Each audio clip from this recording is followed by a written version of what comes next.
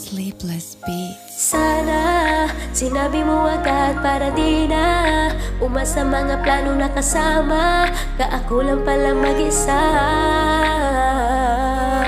Sana naramdaman ko kaagad na di mo pala gusto makasama, di sana nakaiwas sa mahabang panahon at nakulong sa laro ng iyong pagmamahal. Kala ko hanggang dulo na tayo mag-uusap, di ko inakalang ganito rin ako magugulat. Kaso lang sa call mo lang ako na gusto makausap. Ginawa ko ang lahat hanggang sa ikaw ay mayakap. Kaso sa isa't isa parehas nang nakikiusap. Isa lang may desisyon, paano na ngayon at saan ang direksyon? Masasalba ko ba ang sariling emosyon? Isa lang ang solusyon, iwan ka ngayon.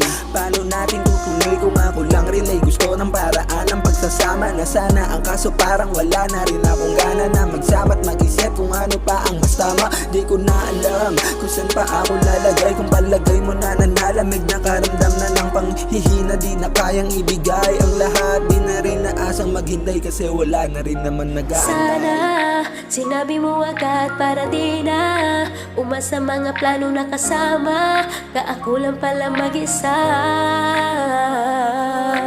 Sana naramdaman ko kaagad na di mo pala gustong makasama, di sana nakaiwas sa mahabang panahon at nakulong sa laro ng iyong pagmamahal. Eto na muli ang pagkikita at huling hantungan, di pa makatakas sa nakaraan. Ngayong iniwan hanggang sa aking isipan ng gulo ng katanungan. Kailangan tanggapin, kailangan di ko uurungan. Ilang bighati pa ba ang sasapitin sa pag-ibig? Ilang bighati pa ba para lang idaan sa himig? Ilang bighati pa ba para ako lang ang piliin? Ilang bighati pa ba para ako ay palayain? Pwede ba wag ibigay, di ako para sa kanya. Sana ay merong direksyon doon sa nasa masaya. Sana merong oras para mabuo itong sira na puso ko'y nilunod sa lalim na para bang Mariana. Nagmahal ako dun sa babae, kala sigurado tipong tataya sa delikado. Kahit padihado, kailangan pa ba ng salamin para lang maging klaro ng maranasan manalo sa pag-ibig at papano? Sana sinabi mo agad para di na